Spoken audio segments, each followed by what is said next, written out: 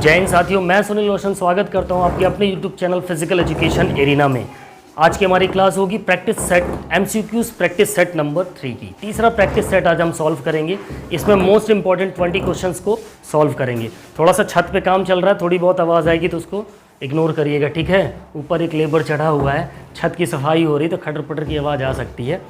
मेरी आवाज़ पे ध्यान दीजिएगा, ऊपर की खटर पटर की आवाज़ पे नहीं, ठीक है। चलिए स्टार्ट करते हैं आज की प्रैक्टिस सेट सीरीज़, क्योंकि बहुत ही ज़्यादा इंपॉर्टेंट होने वाली है। पहला क्वेश्चन आपके सामने, क्वेश्चन को रीड करिए। पहला क्वेश्चन आपसे क्या कह रहा है, क्या कह रहा है पहला क्वेश्चन?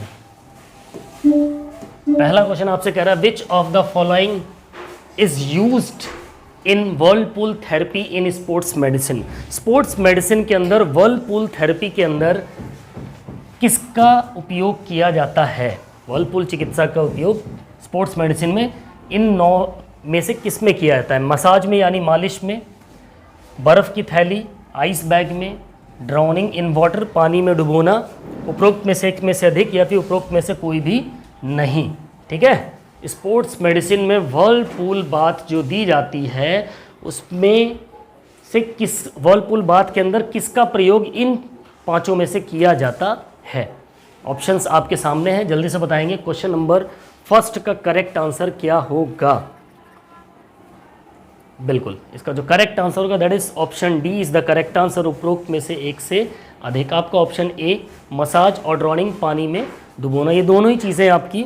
मसाज भी इस्तेमाल होता है, ठीक है, ध्यान रखिएगा।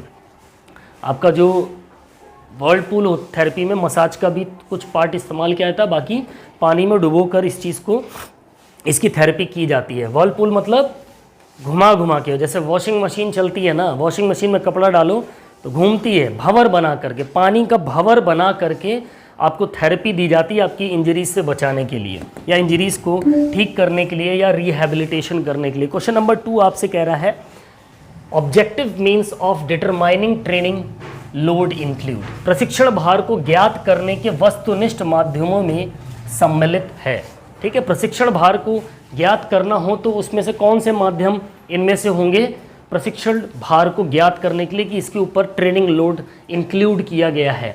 यूज ऑफ ऑक्सीजन, ऑक्सीजन का उपयोग, होंठ सूखे हों, dry lips, accumulation of lactic acid, lactic acid का जमाव, उपरोक्त में से एक में से अधिक या उपरोक्त में से कोई भी नहीं। कैसे पता चलेगा कि उसके ऊपर प्रशिक्षण का भार है? इन चारों में से कौन सा आंसर सही होगा? क्वेश्चन नंबर 2 का करेक्ट आंसर क्या होगा, जल्दी से बताएंगे। बिल्कुल, अगर आप जाते हैं किसके साथ, ऑप्शन डी के साथ, उपरोक्त में से एक से अधिक, ठीक है, यानी कि यूज़ ऑफ ऑक्सीजन, ऑक्सीजन का ज़्यादा उपयोग हो रहा तो भी पता चल जाएगा। अगर कोई खिलाड़ी को कैसे पता चलेगा कि उसके ऊपर ट्रेनिंग का लोड ज़्यादा है? जब वो खूब ज़्यादा ऑक्सीजन ले, ज़्यादा देर तक दौड़ के आएगा, खूब लोड दे दिए, ट्रेनिंग को दौड़ा दिए, उसको दिन भर दौड़ रहा है बेचारा, ट्रेनिंग में हाँफने लगे, हाँफता कब इंसान जब उसके अंदर ऑक्सीजन उसको ज़्यादा चाहिए होती है, यानी वो ज़्यादा ऑक्सीजन ले रहा है, तो ऐसे पता चलेगा जब वो ऑक्सीजन का यूज़ ज़्यादा करेगा। दूसरा, उसकी बॉडी में लैक्टिक एसिड का जमाव होने लगेगा, लैक्टिक एसिड फॉर्मेशन होने लगेगा, जिसकी वजह से उसको क्या होगी, थकान का महसूस ज़्यादा होगी। जब लैक्टिक एसिड ज़्यादा बनता है तो ऑक्सीजन बॉडी से कम होने लग जाती है, उसको ज़्यादा ऑक्सीजन की मात्रा चाहिए होने लग जाती है खिलाड़ी को, ठीक है, ध्यान रखिएगा। ऑप्शन ए और सी यहाँ पर आपका करेक्ट आंसर हो जाएगा। अगले क्वेश्चन की बात करें, नेक्स्ट क्वेश्चन नंबर 3 आपसे क्या कह रहा है, choose the correct sequence the order in which these stages occurs of the stages of movement involved in 100 meter sprint। 100 metre की जो स्प्रिंट होती है, रेस होती है, ठीक है, उसमें निहित संचालन की अवस्थाओं का सही क्रम, जिसमें ये क्रम अवस्थाएं आती है, चुनिए। 100 मीटर की स्प्रिंट में जब एक धावक दौड़ता है तो उसके कुछ क्रम होते हैं, पहले क्या होगा, दूसरा क्या होगा, तीसरा क्या होगा, चौथा क्या होगा, वो क्रम यहाँ पर दे रखे हैं, आपको सही क्रम यहाँ से पहचानना है, ठीक है। Slow acceleration, fast acceleration, zero acceleration, negative acceleration, ठीक है, इन्हीं एक्सेलरेशन को आगे पीछे करके रखा, आपको सही ऑप्शन इसमें से बताना है। क्वेश्चन नंबर 3, चलिए चूज करिए, ऑप्शंस आपके सामने हैं, क्या होगा इसका सही जवाब? तो जो इसका करेक्ट आंसर होगा that is option C is the correct answer, ठीक है, सी, ऑप्शन सी। आजा भाई, ऑप्शन सी होगा। पहले आपका नेगेटिव एक्सेलरेशन होगा, फिर जीरो एक्सेलरेशन होगा, फिर स्लो एक्सेलरेशन होगा, फिर लास्ट में फास्ट एक्सेलरेशन होगा।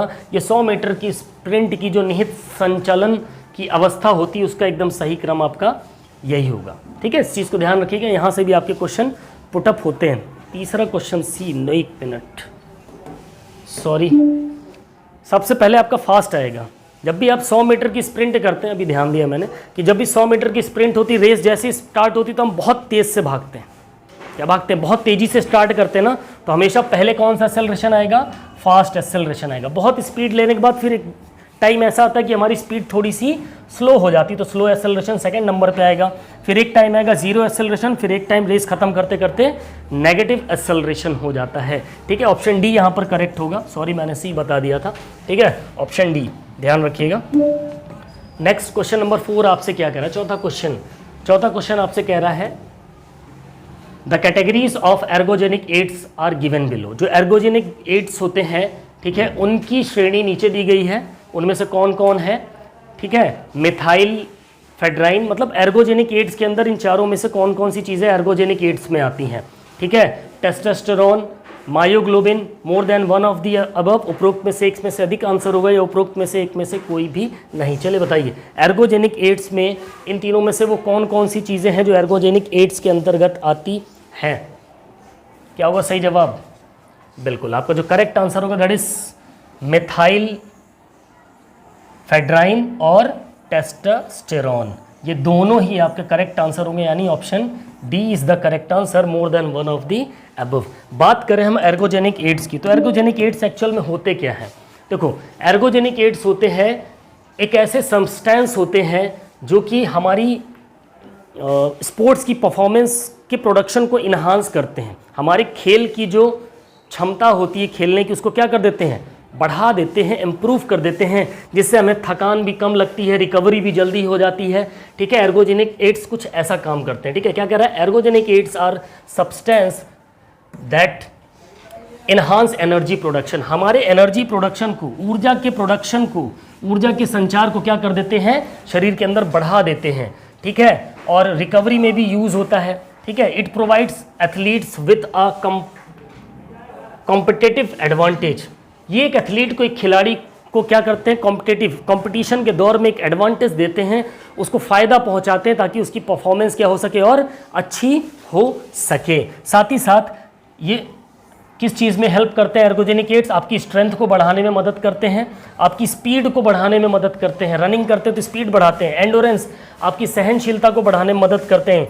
मसल्स में जो कॉन्ट्रैक्शन होता है उसको बेहतर कर देते हैं। मसल एंडोरेंस, बहुत सी सारी चीज़ें, लेकिन बेसिकली ये 5 चीज़ें आपके एर्गोजेनिक एड से इम्प्रूव होती है। ठीक है, यहाँ एर्गोजेनिक एड से अक्सर आपसे क्वेश्चन पुटअप हो सकते हैं, इस पॉइंट को ध्यान रखिएगा। अगला क्वेश्चन नंबर 5 आपसे क्या कह रहा है? 5वां क्वेश्चन आपसे कह रहा है arrange the following parts of the circulatory system in the order of flow of blood.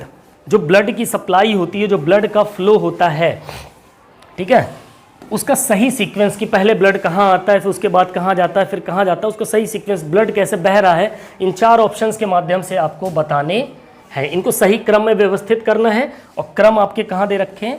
क्रम आपके दे रखे हैं ये यहाँ पर। ठीक है, आंसर्स तो क्या है? हार्ट है, एरोटा, आर्टरी, कैपिलरीज। तो बताइए क्वेश्चन नंबर 5 का करेक्ट आंसर क्या हो जाएगा? 5th, बिल्कुल। चलो देख लेते हैं। अब इस ऑप्शन के हिसाब से अगर हम देखें तो सबसे पहले ब्लड कहाँ जाएगा? हमारे हार्ट में जाएगा। इन ऑप्शंस के हिसाब से अगर हम देखें तो खून कहाँ जाएगा? सबसे पहले हमारे हृदय में जाएगा। हृदय के बाद वो खून कहाँ जाएगा? अब एरोटा है, आर्टरी है, तो यानी सिंपल सी चीज़ है, हार्ट में अगर ब्लड, यहाँ बात हो रही है ऑक्सीजनेटेड ब्लड की, शुद्ध रक्त की बात हो रही है। अगर इन ऑप्शंस को अगर हम देखें तो शुद्ध रक्त आपके हार्ट में गया, हार्ट के बाद फिर आपके एरोटा से होते हुए, दूसरे नंबर पर एरोटा, एरोटा से होते हुए फिर धमनियों में जाएगा, धमनियों से होते फिर कैपिलरीज में जाएगा, और कैपिलरीज के माध्यम से हमारे पूरे शरीर में फैल जाएगा। ठीक है, तो ये सीक्वेंस 1 2 3 4 यानी सही सीक्वेंस लगा है ये, यानी आंसर को छेड़ने की जरूरत नहीं। 1 2 3 4 जहाँ दिया हो वही आपका सही होगा। 1 2 3 4 option B is the correct answer. Okay, एक इंपॉर्टेंट क्वेश्चन ये भी है, अगर आप थ्योरी पढ़ के रखोगे तो आप बेसिकली आराम से इन क्वेश्चन को सॉल्व कर लोगे। ठीक है, नाउ क्वेश्चन नंबर 6 आपसे क्या कह रहा है? 6वां क्वेश्चन कह रहा है आपसे मैच ऑफ द फॉलोइंग है।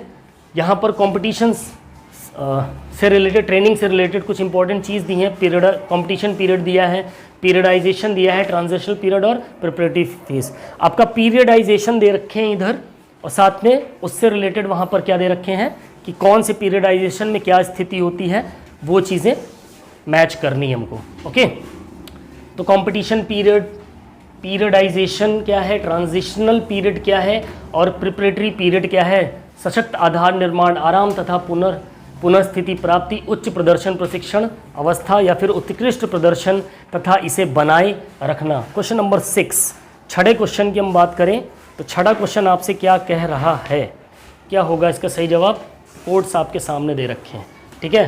कंपटीशन पीरियड की अगर मैं बात करूं तो कंपटीशन पीरियड आपका क्या है, उत्कृष्ट प्रदर्शन तथा इसे बनाए रखना। जो भी कंपटीशन पीरियड होता है उसमें एक्सेलेंट परफॉर्मेंस एंड मेंटेनेंस होती है, ठीक है। पीरियडाइजेशन की अगर हम बात करें तो हाई, उच्च प्रदर्शन प्रशिक्षण अवस्था होती है, ठीक है। ओके, फिर ट्रांजिशनल पीरियड की अगर हम बात करें तो ये होता है आपका आराम तथा पुनः स्थिति की प्राप्ति, और लास्ट में प्रिपरेटरी फेज जो होता है वो आपका क्या होता है, सशक्त आधार निर्माण, building a strong base. Option D is the correct answer. Okay, periodisation से ध्यान रखिएगा, जरूरी नहीं यही क्वेश्चन आपके पास आ जाए। पीरियडाइजेशन से रिलेटेड जितने भी टर्म्स होते हैं वो आपको पता होने चाहिए। मीज़ो, माइक्रो, मेज़ो, इन तीनों और इन तीनों में कितने ड्यूरेशन होती है इनकी, प्लस इसमें कैसी ट्रेनिंग्स होती है, कितना लोड दिया जाता है, ये सारी चीज़ें आपको पता होनी चाहिए, ठीक है। Question number 7, test, measurement and evaluation, ठीक है। आपके पेपर में यहाँ से सवाल जरूर आएगा। टेस्ट एंड मेजरमेंट से 1 या 2 क्वेश्चन आपके सामने देखने को मिलेंगे ही। Test and measurement and evaluation are used to perform the following task. परीक्षण, मापन तथा मूल्यांकन का उपयोग निम्नलिखित में से किन कार्यों में किया जाता है। टू डिटरमाइन द सिचुएशन, स्थिति के निर्धारण के लिए। टू प्रेज यानी कि प्रशंसा करने के लिए। टू कंपेयर, तुलना करने के लिए। उपरोक्त में से एक में से अधिक या उपरोक्त में से कोई भी नहीं। चलिए बताइए, क्वेश्चन नंबर 7 एक इंपॉर्टेंट क्वेश्चन है, एक इंपॉर्टेंट टॉपिक है, टेस्ट एंड मेजरमेंट इवैल्यूएशन। यहाँ से सवाल आपके आते हैं, क्या होगा सही जवाब क्वेश्चन नंबर 7 का। Question number 7, which one is the correct answer. बिल्कुल, टू डिटरमाइन द सिचुएशन, ठीक है, स्थिति के निर्धारण हेतु भी होता है और तुलना करने के लिए भी होता है, प्रशंसा करने के लिए नहीं होता। तो ऑप्शन डी यहाँ पर आपका करेक्ट आंसर हो जाएगा, एक से अधिक आंसर। ऑप्शन ए और ऑप्शन सी यहाँ पर आपका करेक्ट आंसर हो जाएगा, ठीक है, ध्यान रखिएगा। नेक्स्ट क्वेश्चन नंबर 8, 8वां क्वेश्चन आपसे क्या कह रहा है। 8वां क्वेश्चन कह रहा है विच ऑफ दीज आर सोमैटोटाइप्स। इनमें से सोमैटोटाइप्स हैं, ठीक है, क्रैशमर के द्वारा दिए गए सोमैटोटाइप्स जो दिए थे क्रैशमर, ठीक है। पाइकनिक, एस्थेनिक, एथलेटिक और उपरोक्त में से एक में से अधिक या उपरोक्त में से कहीं नहीं। क्रैशमर ने जो सोमैटोटाइप्स, बॉडी टाइप्स दिए थे उनमें से इन तीनों में से कौन कौन है सोमैटोटाइप्स बॉडी के प्रकार में आते हैं। चलिए बताइए, क्वेश्चन नंबर 8वें का करेक्ट आंसर क्या होगा। पाइकनिक 4 दिए थे, क्रैशमर की अगर हम बात करें तो उसने 4 दिए थे। एक पाइकनिक तो दिया ही था, एस्थेनिक भी दिया था, एथलेटिक भी दिया था। चौथे की बात करें तो आंसर क्या हो जाएगा, option D is the correct answer. और चौथे की हम बात करें तो चौथा जो टर्म दिया था क्रैशमर ने, देख लीजिए यहाँ पर, जो चौथा टर्म था वो डिस्प्लास्टिक टाइप था, ठीक है। एक तो क्रैशमर ने पाइकनिक बॉडी टाइप बताया, एस्थेनिक बॉडी टाइप बताया, एथलेटिक बॉडी टाइप बताया और चौथा था dysplastic body type. Asthenic body type की बात करें तो ये बेचारे पतले होते हैं, छोटी हाइट के होते हैं, थोड़े से कमज़ोर होते हैं, ठीक है। एथलेटिक की बात करें तो मस्कुलर होते हैं, फिट होते हैं, थोड़े से लंबे होते हैं इनकी अपेक्षा, और बोन्ड होते हैं, मसल्स का, हड्डियां उनकी स्ट्रांग होती हैं, मजबूत होती हैं, ओके। पाइकनिक की बात करें तो स्टॉकी फैट होते हैं, थोड़े थुलथुले टाइप के होते हैं, मोटे होते हैं, गोल मटोल से होते हैं, प्यारे से, है ना। डिस्प्लास्टिक की बात करें तो अनप्रपोर्शनेट होते हैं। अनप्रपोर्शनेट का मतलब हो गया क्या कि कहीं मोटे होंगे तो किसी जगह पे पतले होंगे, कुछ पता नहीं कर सकते उनकी बॉडी में किस टाइप के हैं, मोटे भी दिखेंगे, पतले भी दिखेंगे, अजीब सी उनकी पर्सनालिटी दिखने लग जाती है, ठीक है। ध्यान रखिएगा, क्रैशमर से रिलेटेड और आपके शेल्डन से रिलेटेड, शेल्डन के बॉडी टाइप्स भी आपको ध्यान में रखने हैं, यहाँ से भी क्वेश्चन आपसे पुटअप होते हैं। नेक्स्ट क्वेश्चन नंबर 9 की हम बात करें। 9वां क्वेश्चन आपसे क्या कह रहा है। 9वां क्वेश्चन आपसे कह रहा है in which places in the body is glucose stored in the form of glycogen. Glycogen के फॉर्म में ग्लूकोज स्टोर्ड होता है बॉडी के किस हिस्से में? मसल्स में, पैनक्रियाज यानी अग्न्याशय में, लीवर में, या मोर देन वन ऑफ द अधिक अबव, उपरोक्त में से एक में से अधिक, या उपरोक्त में से कोई भी नहीं। चलिए बताइए क्वेश्चन नंबर 9 का करेक्ट आंसर क्या हो जाएगा? जो ग्लूकोज स्टोर होता है बॉडी में ग्लाइकोजन के फॉर्म में, बॉडी में कहाँ पर स्टोर होता है? तो आपके मसल्स में तो स्टोर होता ही है, साथ ही आपके लीवर में भी स्टोर होता है। ठीक है, मसल्स और लीवर में, तो ऑप्शन डी आपका करेक्ट हो जाएगा, उपरोक्त में से एक में से अधिक। नाउ क्वेश्चन नंबर 10, 10वां क्वेश्चन आपसे कह रहा है मैच ऑफ द फॉलोइंग। एक इंपॉर्टेंट क्वेश्चन है, निम्नलिखित में से कौन, sorry match of the following नहीं, निम्नलिखित में से कौन सा सही सुमेलित नहीं है? इसमें से जो ऑप्शन दिए उसमें से एक गलत है, वो हमको पहचानना है। ठीक है, वर्ल्ड हेल्थ डे की बात करें तो 7 अप्रैल, वर्ल्ड एड्स डे की बात करें तो 1 दिसंबर, वर्ल्ड यूथ डे की बात करें तो 29 फरवरी, more than one of the above या नॉन ऑफ द अबव। चलिए बताइए क्वेश्चन नंबर, एक इंपॉर्टेंट क्वेश्चन है, डेट से आपको ऐसे क्वेश्चन भी देखने को मिलेंगे। तो वर्ल्ड हेल्थ डे की बात करें तो 7 अप्रैल, बिल्कुल 7 अप्रैल को मनाया जाता है। वर्ल्ड एड्स डे की बात करें तो 1 दिसंबर को मनाया ही जाता है। वर्ल्ड यूथ डे की बात करें तो 29 फरवरी को नहीं मनाया जाता है। ऑप्शन सी यहाँ पर आपका गलत वाला हो जाएगा, तो ऑप्शन सी यहाँ पर आपका क्या हो जाएगा? करेक्ट आंसर हो जाएगा। कमेंट करके बताइएगा वर्ल्ड यूथ डे किस दिन मनाया जाता है। ठीक है, now next question is question number 11। 11वां क्वेश्चन आपसे कह रहा है the functions of vitamin E are. Vitamin E जो होती है उसका फंक्शन क्या है, उसके कार्य क्या हैं, ये आपको बताने हैं। To protect other food elements, दूसरे भोजन तत्वों की रक्षा करना, यौन ग्रंथियों को स्वस्थ एवं अच्छी स्थिति में रखना, प्रजनन में सहायक होता है। उपरोक्त में से एक में से अधिक या उपरोक्त में से कोई भी नहीं। सो क्वेश्चन नंबर 11, 11वें क्वेश्चन का सही आंसर क्या होगा? चलिए बताइए। विटामिन सी की बात हम कर रहे हैं, तो विटामिन सी तो एक तो सिंपल सी चीज़ है कि प्रजनन में सहायक होता ही होता है। जब प्रजनन में सहायक है तो यौन ग्रंथियों को स्वस्थ और स्थिति में रखने का काम करता है। साथ ही ए वाला भी सही होगा, दूसरे भोजन तत्व की रक्षा भी क्या करता है हमारा विटामिन ई। तो option D is the correct answer, more than one of the above. Okay, now question number 12, 12वां क्वेश्चन आपसे क्या कह रहा है? 12वां क्वेश्चन आपसे कह रहा है सुपर कंपनसेशन मीन्स। जो सुपर कंपनसेशन का अर्थ क्या होता है ये हमें बताना है। फटीग यानी कि थकान, सेकंड विंड द्वितीयक वायु या दूसरी वायु, एडेप्टेशन लोड, लोड करने के लिए अनुकूलन, या ऑक्सीजन डेप्थ, ऑक्सीजन ऋण। सुपर कंपनसेशन का मतलब क्या होता है? एक इंपॉर्टेंट क्वेश्चन है, क्या होगा इसका सही जवाब? बिल्कुल, अगर आप जाते हैं ऑप्शन सी के साथ, you are the correct. Adaptation of load, load करने के लिए अनुकूलन की जो स्थिति होती है वो सुपर कंपनसेशन कहलाती है। ठीक है, नाउ नेक्स्ट क्वेश्चन नंबर 13। यहाँ पर एक और चीज़ ध्यान रखिएगा, सेकंड विंड और ऑक्सीजन डेप्थ, इसको ज़रूर से अपनी नोट्स में डाल दीजिएगा, पढ़ लीजिएगा। ठीक है, यहाँ से भी क्वेश्चन आपके पुटअप होते हैं, इनकी डेफिनेशंस आपको याद रखनी है बस, किताब किसी भी किताब में मिल जाएगा आपको। सार्जेंट जंप मेजर्स, जो सार्जेंट जंप होती है वो क्या मेज़र करती है, वो क्या मापती है? एक्सप्लोजिव स्ट्रेंथ, पैर की विस्फोटक ताकत को मापने का काम करता है। एजिलिटी या चपलता को मापने का काम करता है। एक्सप्लोजिव आर्म्स स्ट्रेंथ, हाथ की विस्फोटक ताकत को मापने का काम करता है। या फिर एंडोरेंस या सहन शक्ति को मापने का काम करता है। चलिए बताइए, सार्जेंट जंप जो टेस्ट है वो क्या मापने का काम करता है? बिल्कुल, अगर जाते हैं आप ऑप्शन ए के साथ, एक्सप्लोजिव लेग स्ट्रेंथ। ठीक है, पैर की विस्फोटक ताकत को मापने का काम करता है। ध्यान रखिएगा, क्वेश्चन नंबर 13। ठीक है, पैर की विस्फोटक ताकत को मापने का काम कौन करता है? सार्जेंट। जंप है तो जंप हम अपने पैरों से ही करते हैं, हाथ से तो करते नहीं है, तो जाहिर सी बात है एक्सप्लोजिव लेग स्ट्रेंथ पैर की ताकत को मापने का काम करेगा।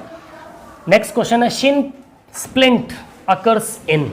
एक टर्म है शिन स्प्लिंट, हमारी जो शिन बोन होती है पैर की आगे वाली, ठीक है, जिसको हम शिन स्प्लिंट की अगर हम बात करें, ठीक है, क्या होता है? ऊपरी पैर, अपर लेग, एब्डोमेन, बैक, उपरोक्त में से एक में से अधिक। जो शिन स्प्लिंट होती है, इंजरी होती है ये, तो वो किस जगह पर होती है? हमारे पैर के ऊपरी हिस्से में, एब्डोमेन यानी पेट में, कमर यानी बैक में, या फिर उपरोक्त में से एक कोई भी नहीं।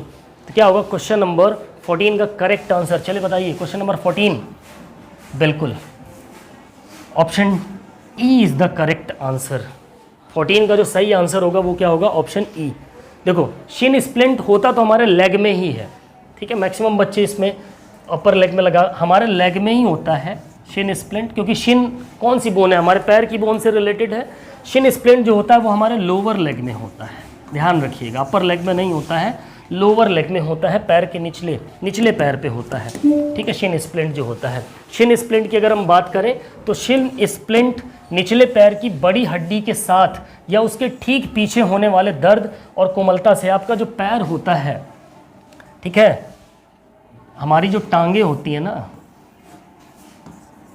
यहाँ पर हमारी शिन बोन होती है, ठीक है, इसी की बात हो रही। क्या कह रहा है, शिन स्प्लिंट से तात्पर्य निचले पैर की जो बड़ी हड्डी होती है, निचले पैर की जो बड़ी हड्डी होती है उसके साथ ठीक उसके पीछे होने वाले दर्द, बैक साइड पे जहाँ पर दर्द होता है तेजी से, ठीक है, और कोमलता से, ये हिस्सा हमारा क्या हो जाता है, सॉफ्ट हो जाता है, ठीक है। वे कठिन व्यायाम, खेलकूद, बार बार की जाने वाली गतिविधियों के बाद विकसित हो जाए। जब हम बहुत हार्ड एक्सरसाइज करते हैं, बार बार उसी एक्सरसाइज को दोहराते जाते हैं, तो इस चीज़ की प्रॉब्लम हमें होती है, ठीक है। तो इसमें क्या होता है, टखने के ऊपर निचले पैर के अंदर इसमें दर्द होता है, shin splint. Next question number 15, 15वां क्वेश्चन आपसे क्या कह रहा है दोस्तों, heart rate is defined as. Question number 15 की अगर हम बात करें तो हार्ट रेट क्या डिफाइंड करता है, हृदय गति को इस प्रकार भी परिभाषित किया जा सकता है, 1 मिनट में हृदय द्वारा पंप किए रक्त की मात्रा, प्रति मिनट सिस्टोलिक संकुचन की संख्या, प्रति मिनट हृदय संकुचन की संख्या, या उपरोक्त में से कोई भी नहीं, या उपरोक्त में से एक में से अधिक। चलिए बताइए, एक इंपॉर्टेंट क्वेश्चन है ये, हार्ट रेट को या हृदय गति को आप कैसे परिभाषित करेंगे, क्या होगा सही जवाब, बिल्कुल अगर आप जाएंगे ऑप्शन सी के साथ, नंबर ऑफ हार्ट कॉन्ट्रैक्शंस पर मिनट, 1 मिनट के अंदर हमारा हृदय कितनी बार संकुचित हो रहा है, यही क्या कहलाता है, हार्ट रेट कहलाता है, हृदय गति कहलाता है। पर कितनी बार संकुचित होता है, 72 बार संकुचित होता है, ठीक है। नेक्स्ट क्वेश्चन नंबर 16, 16वां क्वेश्चन आपसे क्या कह रहा है, 16वां क्वेश्चन आपसे कह रहा है द रियर फुट मोशन, ठीक है, the rear foot motion called pronation results from a combination of, पिछले पैर की गति जिसे उच्चारण कहा जाता है किसके संयोजन से उत्पन्न होती है, abduction, eversion, plantar flexion, abduction, inversion and plantar flexion, abduction, eversion and dorsi flexion, adduction, inversion and dorsi flexion, या none of the above. So question number 16 का करेक्ट आंसर क्या होगा, ठीक है। देखो क्या कह रहा है, पिछले पैर, जब भी ध्यान रखिएगा पिछले पैर से रिलेटेड जब भी चीज़ें आएंगी, जो आपका पिछला पैर होता है, ठीक है, तो उसमें हमेशा डॉर्सी फ्लेक्शन इंक्लूड होता है, हमेशा ध्यान में रखिएगा, ये मूवमेंट आपकी रहती ही रहती है, इस चीज़ को ध्यान रखिएगा। 2 जगह पर है, ठीक है, डॉर्सी फ्लेक्शन सी और डी में। फिर क्या कह रहा है, पिछले पैर की गति जिसे उच्चारण, जिसे हम प्रोनेशन, अब प्रोनेशन का मतलब क्या हो गया, प्रोनेशन ऊपर की तरफ उठाना नहीं, नीचे की तरफ ले जाना, supination, pronation, pronation, supination, pro soupy, थोड़ा सा कंफ्यूज हूँ, प्रो मीन्स ऊपर की तरफ ले जाना, ठीक है, तो ऊपर की तरफ अगर आप जाओगे तो ई वर्जन होना चाहिए, ठीक है, ऊपर की तरफ करना, ठीक है, ऊपर की तरफ में, इनवर्जन तो अंदर की तरफ हम कर लेंगे पिछले पैर को, तो अंदर की तरफ नहीं करना है, डॉर्सी फ्लेक्शन तो हो गई, साथ में प्रोनेशन बोल रहा है तो ऊपर की तरफ, यानी ई वर्जन। अब ई वर्जन यहाँ पर कहीं पर नहीं, सिर्फ सी में, option C is the correct answer, abduction, eversion और dorsi flexion, okay. Now question number 17, 17वां क्वेश्चन आपसे क्या कह रहे हैं कि इंपॉर्टेंट क्वेश्चन है, what regulatory proteins are found within actin complex of skeletal muscles, ठीक है, कंकाल की मांसपेशियों के एक्टिन कॉम्प्लेक्स के भीतर कौन सी नियामक प्रोटीन पाए जाते हैं, एक इंपॉर्टेंट क्वेश्चन है। चलो बताओ, ट्रोपोनिन, ट्रोपोमायोसिन, मायोसिन, उपरोक्त में से एक से अधिक या कोई भी नहीं। कंकाल की जो मांसपेशियां हैं उसमें जो एक्टिव कॉम्प्लेक्स है उसके अंदर कौन से जो रेगुलर प्रोटीन होते हैं वो पाए जाते हैं, ट्रोपोनिन, ट्रोपोमायोसिन, मायोसिन, तीनों में से कौन से पाए जाते हैं, बताइए। बिल्कुल आपका ट्रोपोनिन भी पाया जाएगा और साथ में ट्रोपोमायोसिन भी पाया जाता है, ये दोनों ही नियमित प्रोटीन पाए जाते हैं, तो option D is the correct answer, उपरोक्त में से एक में से अधिक, ठीक है। नाउ क्वेश्चन नंबर 18, 18वां क्वेश्चन, एक इंपॉर्टेंट क्वेश्चन है, ठीक है, एथलेटिक्स से इस टाइप के क्वेश्चन आपके सामने आ सकते हैं।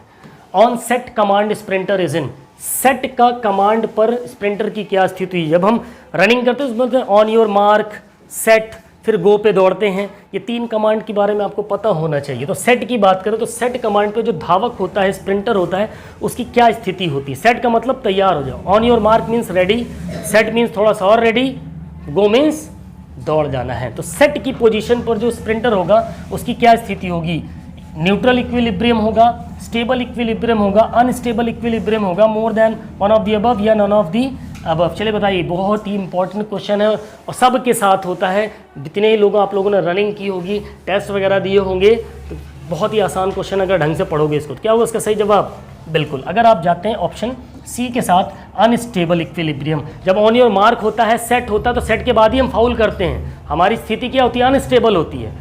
अक्सर हम ब्रिसिल या क्लैपर के पहले ही दौड़ जाते हैं, क्यों, क्योंकि हम अनस्टेबल स्थिति में, अनस्टेबल पोजीशन में होते हैं सेट कमांड की स्थिति पर, ध्यान रखिएगा। ठीक है, question number 19, the first class liver is built for, प्रथम श्रेणी का लीवर किसके लिए बनाया जाता है, गति के लिए, संतुलन के लिए, गति की सीमा से के लिए, या फिर एक में से अधिक या एक में से कोई भी नहीं। जो फर्स्ट क्लास का लीवर होता है, उत्तोलक होता है। लीवर को हिंदी में क्या बोलते हैं, उत्तोलक बोलते हैं। जो उत्तोलक होता है वो किसके लिए बनाया जाता है, चलिए बताइए। क्वेश्चन नंबर 19 एक इंपॉर्टेंट क्वेश्चन, लीवर से भी आपको क्वेश्चन देखने को मिलेगा। ये टॉपिक्स हैं, इन टॉपिक्स को आपको बढ़िया से पढ़ना है, इनकी सबकी क्लास प्रॉपर थ्योरी में आपकी आ जाएंगी, परेशान मत होइएगा, जल्दी ही आ जाएंगी। तो क्या होगा क्वेश्चन नंबर 19 का करेक्ट आंसर, बिल्कुल option B is the correct answer. संतुलन बनाने के लिए बनाया गया है क्या, first class lever, first class lever. Now question number 20, 20वां क्वेश्चन से पहले देख लो। फर्स्ट क्लास लीवर आपका बैलेंस बनाने के काम में आया। जो फर्स्ट क्लास लीवर था वो किस काम में आया, बैलेंस के काम में आया। ठीक है, संतुलन बनाने के लिए। सेकंड क्लास लीवर की बात करें तो to lift and move heavy object, जो भारी सामान होते हैं उनको ऊपर उठाने के लिए और आसानी से एक जगह से दूसरी जगह ले जाने के लिए कौन से क्लास के लीवर को बनाया गया, सेकंड क्लास के लीवर को बनाया गया। थर्ड क्लास के लीवर की बात करें तो to use to increase the speed और distance of movement of a load. ठीक है, स्पीड को इंक्रीज करने के लिए थर्ड क्लास का लीवर बनाया गया। ठीक है, नाउ आज का आखिरी सवाल, the control centre of our respiratory system, एक मोस्ट इंपॉर्टेंट क्वेश्चन, बेहतरीन क्वेश्चन है। ठीक है, the control centre of our respiratory process lies in, हमारी श्वसन प्रक्रिया नियंत्रण के केंद्र कहाँ स्थित होते हैं, मेडुला ऑब्लोंगेटा में, हाइपोथैलेमस में, ब्रेन स्टेम में, एक से अधिक उत्तर या एक में से कोई भी नहीं। चलिए बताइए, एक इंपॉर्टेंट क्वेश्चन है, क्या होगा इसका सही जवाब, बिल्कुल अगर आप जाते हैं ऑप्शन ए के साथ, मेडुला ऑब्लोंगेटा, आप बिल्कुल सही हैं। मेडुला ऑब्लोंगेटा जो होता है वो श्वास का नियंत्रण केंद्र होता है, या श्वास के नियंत्रण केंद्र किस में होते हैं, मेडुला ऑब्लोंगेटा में होते हैं। The respiratory centres are located in the medulla oblongata, जो रेस्पिरेटरी सेंटर्स होते हैं मेडुला ऑब्लोंगेटा में लोकेटेड होते हैं। और मेडुला ऑब्लोंगेटा आपके हिंड ब्रेन में होता है, जो आपका मस्तिष्क होता है ना, ये हमारा मस्तिष्क है, तो पीछे साइड पे जो हिंड ब्रेन होता है, बैक साइड पे, हिंड मतलब पिछला हिस्सा दिमाग का, वहाँ पर मेडुला ऑब्लोंगेटा स्थित होती है। ठीक है, ध्यान रखिएगा। ओके, नाउ तो ये थी हमारी आज की क्लास। आई होप आज का ये सेशन आपको पसंद आया होगा। ठीक है, if you like our session please like, subscribe and share our video. Okay, तो मिलते हैं अपनी नेक्स्ट क्लास में, तब तक के लिए जय हिंद, वंदे मातरम, फिजिकल एजुकेशन जिंदाबाद।